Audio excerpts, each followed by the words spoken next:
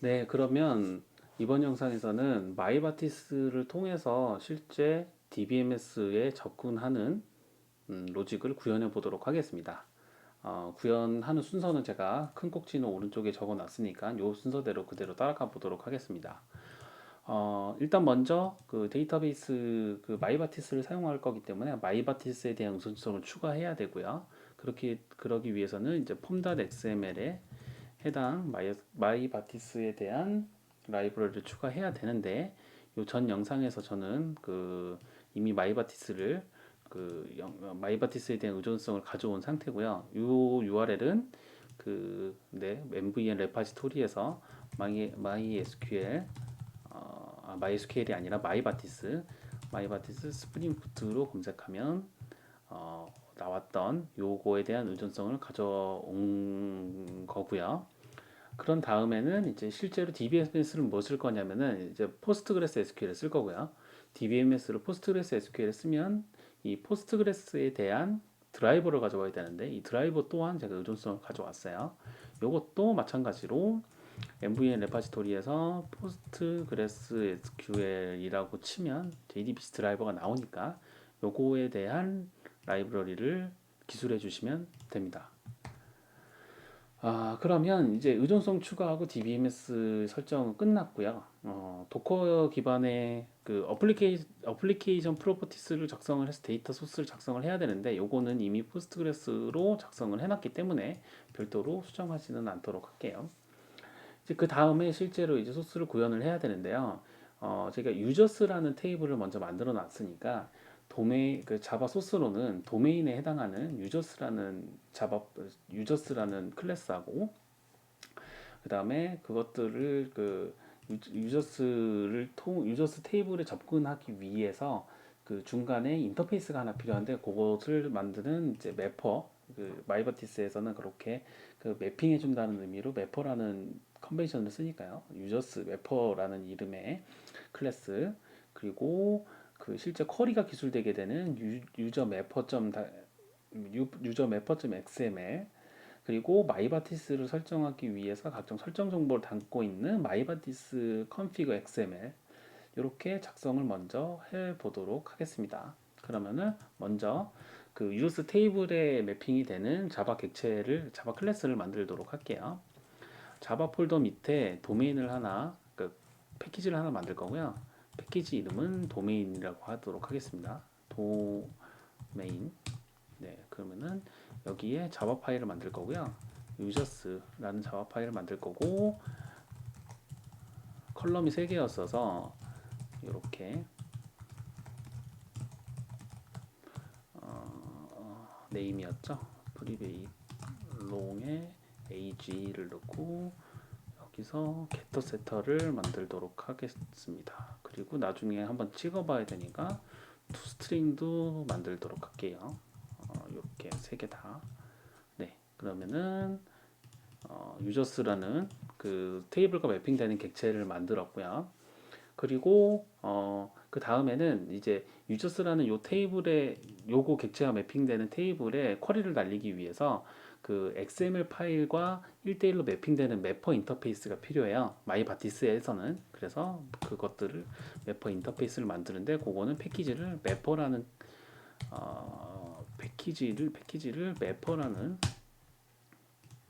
패키지를 하나 더 만들고 여기에 유저스 매퍼 인터페이스를 만들도록 하겠습니다. 요 매퍼라는 인터페이스에서 실제로 그 내 쿼리의 아이디를 여기다 이제 기술을 해주시면 되는데요. 먼저 그 쿼리는 키값으로 데이터를 셀렉트해오는 단건 셀렉트하고 데이터를 적재하는 두 가지 쿼리를 날린다고 가정하고 만들어 볼게요. 먼저 단건을 리턴해주는 find users by id로는 파라미터로는 id를 받을 거니까 이렇게 하나를 만들고요. 그 다음에 인서트 하는 거 save users by users로 하고 파라미터는 users를 받는 걸로 이렇게 인터페이스를 만들어 보도록 하겠습니다.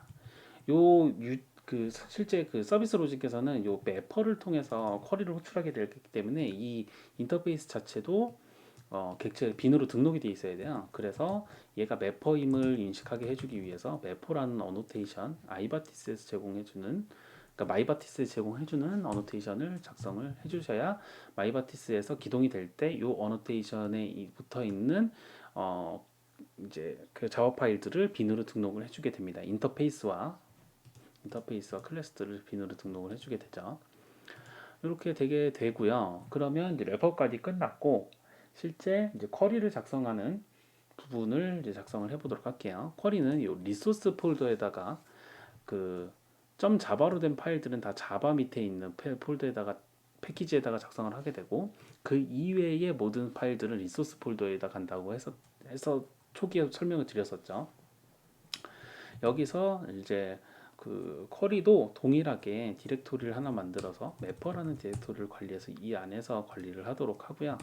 여기에서 이제 파일을 usersmapper.xml로 만들도록 하겠습니다. 그럼 여기 이제 기본적으로 태그를 작성을 해주셔야 되는데요. 요거는 외우지를 못하니까 제가 여기다가 넣어놓은 거를 이제 확인을 해주시면 되고요. 요 네임 스페이스가 중요한데요. 요 네임 스페이스가 실제로 요 유저 매퍼와 매핑되는 그, 그 연결고리라고 보시면 됩니다. 여기에는 요 유저스 매퍼의 전체 경로를 적어 주시면 돼요. 그래서 네임 스페이스는 유저스 매퍼의 유저스 매퍼를 기술해 주시면 되고요. 여기에 실제 쿼리를 작성해 주시면 됩니다.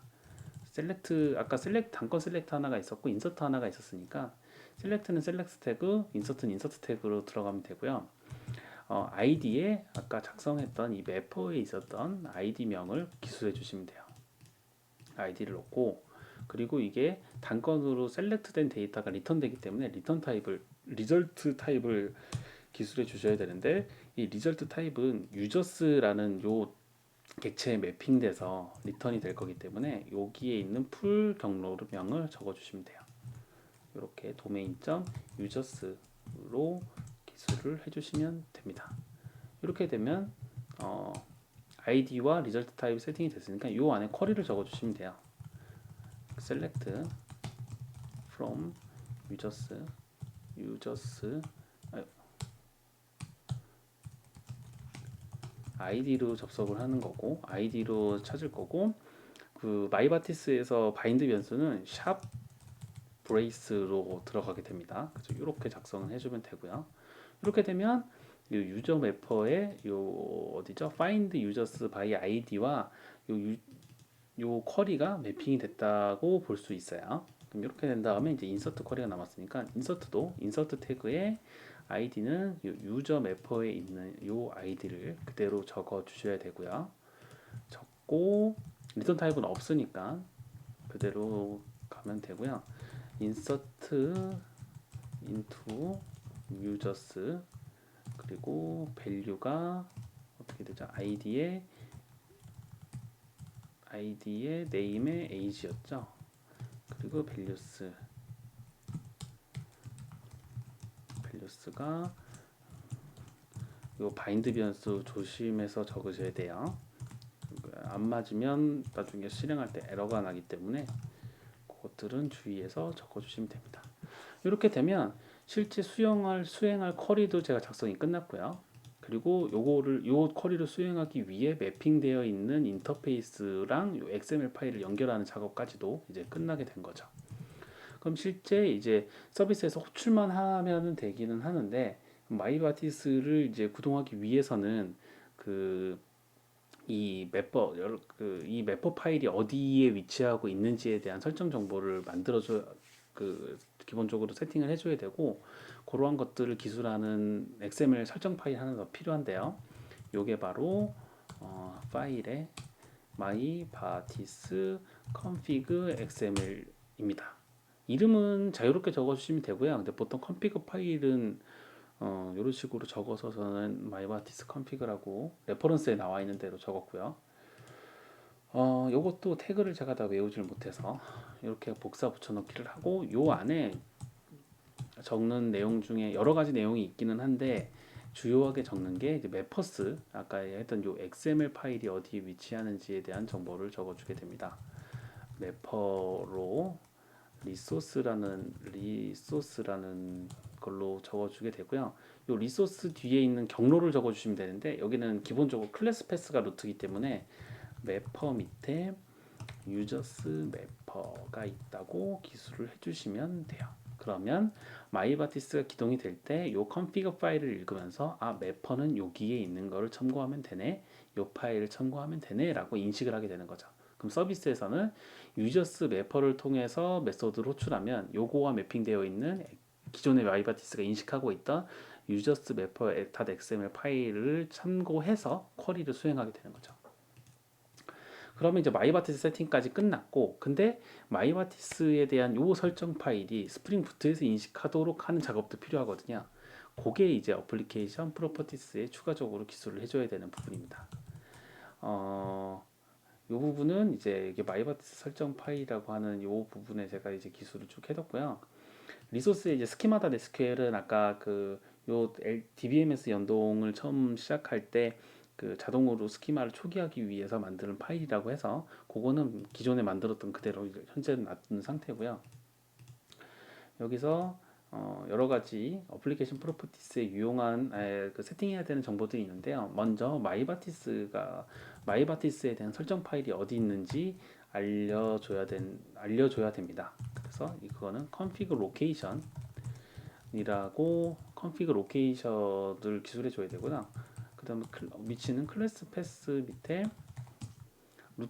리소스가 이제 클래스 패스니까 여기에 마이바티스 컨피그 파일이 있으니까 마이바티스 config.xml이라고 적어주시면 돼요. 그러면은 실질적으로 마이바티스에서 참고 스프링 부트가 마이바티스 설정 파일은 어디 있는지 알게 되고, 그럼 마이바티스에서는 매퍼 파일이 어디 있는지 알게 되고, 매퍼 파일에서는 요 쿼리가 어떠한 인터페이스의 메소드와 연동이 되는지를 기술하게 되는 연결고리를 가지게 되는 거죠.